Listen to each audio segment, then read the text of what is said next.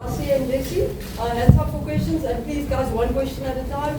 7 minutes for bloggers, after that your camera's off. Right, start on there. Rassie, this was the match everybody has been waiting for. What would you say were your strengths, and what were your highlights of the game? Well, probably the scoreboard. It was. I don't think we as a group underestimated Australia at all. We said it last week that that first 22 points, I think, put the whole world into a lull with how good they are. We found them extremely difficult to beat. I think like the Lions did in those 2 test matches. And for us, Connor did miss 2 fairly vital penalties to be within 7 points, which would have made it really tight the last few minutes. So, after the loss, you lose a little bit of belief. And we won 8 on the trot and then lost 1, I think, 9 out of 10. But you do lose a little bit of belief. So the big thing for us today was to try and win and not let them get a bonus point. And now we've always had to go to New Zealand and beat them there twice if we want to have any chance. So we're back. We have lock points. They're ahead of us in the lock points. But overall, just happy with the win. Rassie, what would you give that out of 10 in terms of the performance, and why? Oh, well, if I take last week, I would say the 2-3, the second half, and I would say overall for this game, with the handling, I don't think that was great, but I do think the conditions played a role. I think the back three was fantastic on their side, and they're really elusive. So I think a win can be a 6-7. So there's fairness. We know there wasn't a perfect performance, but sometimes just getting back onto the horse. And for that, we give the team, because a lot of people tend to think when we lose a game, there's all these massive problems and everybody starts analysing the squads and stuff, which is passionate South African supporters. So I think with the kind of pressure we were under this weekend, for that I'll give the team a 7. Rassie, Chandra here from SABC. A quick one on the way the guys finished the game today on the front foot and making sure they take their opportunities as opposed to last week. Obviously must have had a word or two about how to finish the game. Yeah, I do still think, I think we played a more balanced game today. But I still think when we got the, handling error on the try line, even the last pass, I mean, not that it was counted, maybe with net 2 points, the last pass between Eben and Jessie, that one was kept and another try was on the cards.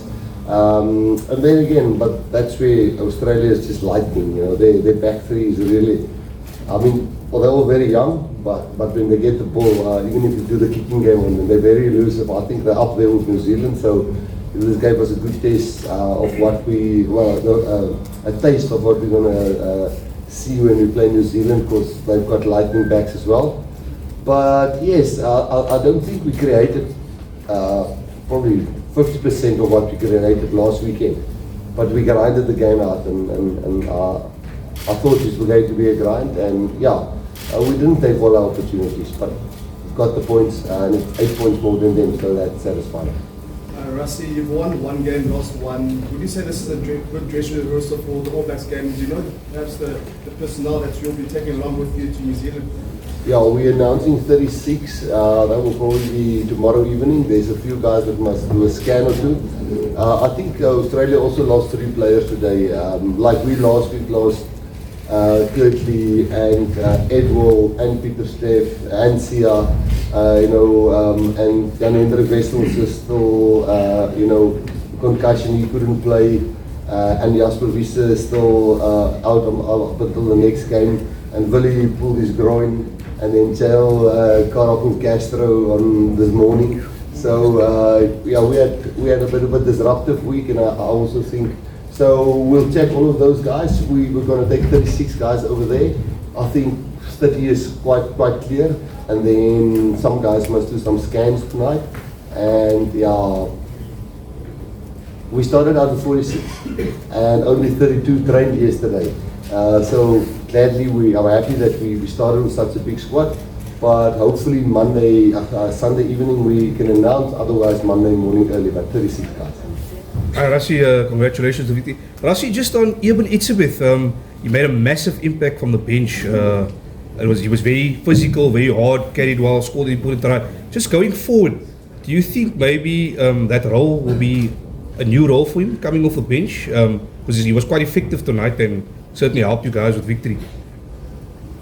Yeah, it's a difficult one to call because what he brings in the lineouts and the pressure, he gets on the opposition 9 when he's box kicking.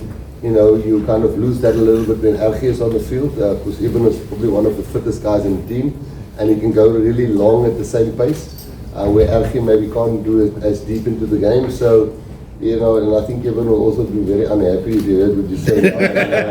We're going to play off the bench. But, no, I think Ruan did well. I think Lua did well when he came on. Thought Kwacha, you know, apart from giving 1 or 2 penalties away, was really energetic. And then Marco as always is up there. But yeah, and it's a pity we've Jan Hendrik back for the next game. Going to be interesting team selection. So we'll see how that balance of the bench will work out. But yeah, I think those guys definitely brought what we wanted. Maybe not the force and everything, but maybe some calm heads also at the right time. Rassie, you guys have lost 3 second halves so far this year. Is that a little bit of a worry for you? Obviously, Italy then last week. This week you guys did finish stronger, but going into that last 10, you were 12-3 down in that second half. So is that something that you guys need to sort of shore up? I know you asked me the same question sort of last time. We don't really count games in halves. We count it in the scoreboard at the end. And yeah, probably if you look like that, I don't think it's fitness. Definitely not. I think because they beat us last weekend, we were a bit tight, and when the pressure came.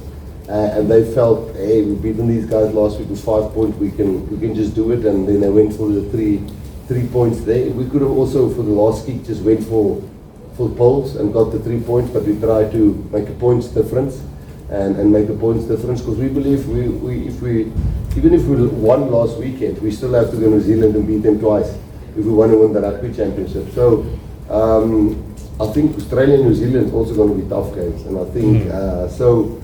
We're in it, and if again we're not as up there with them the second half, then tonight would have been another stepping stone to get to it. I don't think we are conditioning that team. It's just tough after a loss to when it gets to those tense moments. That happened in 2018 as well, and then we fixed it in 2019. So it's something we can fix now. I think we already fixed it today. Bloggers off. JC,